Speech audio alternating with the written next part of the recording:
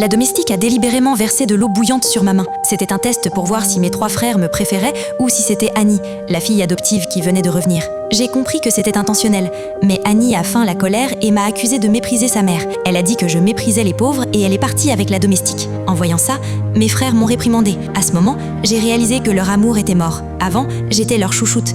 Ils disaient qu'à 24 ans, je devrais en choisir un pour me marier. J'avais accepté avec joie, mais dès que la domestique a ramené sa fille, tout leur amour s'est tourné vers Annie. La seule raison, elle les avait sauvés d'un accident de voiture. Ils pensaient la remercier pour son courage. Le jour de mes 24 ans, je suis allée au bureau d'état civil pour honorer la vieille promesse. J'ai attendu jusqu'au soir. Mes 3 frères ne sont pas venus. Annie m'a envoyé un message. Il s'occupe de moi. Personne ne viendra t'épouser. À cet instant, j'ai décidé d'abandonner la promesse et de choisir ma propre voie. C'est alors qu'un homme est arrivé. Tout a changé.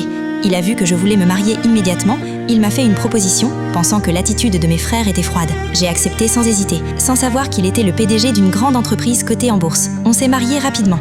La cérémonie était prévue 15 jours plus tard. Je ne savais pas qu'il m'aimait depuis longtemps. Après son départ, mes frères sont arrivés au bureau. Ils ont expliqué qu'ils n'étaient pas venus à cause de la fièvre d'Annie. Mais je leur ai dit que je m'étais déjà mariée. Mes frères n'ont pas cru.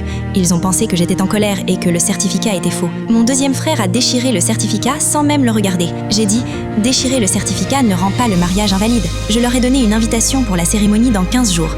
J'ai pensé que je passerais ce temps à faire mes adieux. En rentrant, j'ai vu que mes affaires étaient dehors. La raison, Annie avait besoin de ma chambre ensoleillée. Je suis restée silencieuse. J'ai pris mes affaires et je suis allée dans la chambre de la domestique. Tout le monde a vu que mon comportement avait changé, mais ils ne savaient pas que dans 15 jours, mon mari viendrait me chercher. J'ai décidé de supporter l'humiliation. Ces soirs-là, mes parents ont appris que leur fils n'était pas allé au mariage parce qu'il s'occupait d'Annie. Ils ont réprimandé mes frères. J'ai montré la bague que mon mari avait choisie. Mon grand frère pensait que je trompais mes parents. Le deuxième pensait que je jouais. Le troisième crut que je l'aimais encore et que je n'avais pu épouser personne d'autre. Même Annie s'est moquée de moi. Fatiguée des accusations, je n'ai rien expliqué. J'ai pensé que quand mon mari viendrait, tout le monde croirait. Il ne restait que 7 jours avant le mariage. Mon mari a lui-même dessiné une robe pour moi et m'a demandé de l'essayer. Mais en rentrant de l'hôpital, j'ai vu que Annie avait effrontément mis ma robe. En colère, je lui ai dit de l'enlever. Mais Annie a joué la victime. En voyant ça, mes frères m'ont encore critiqué.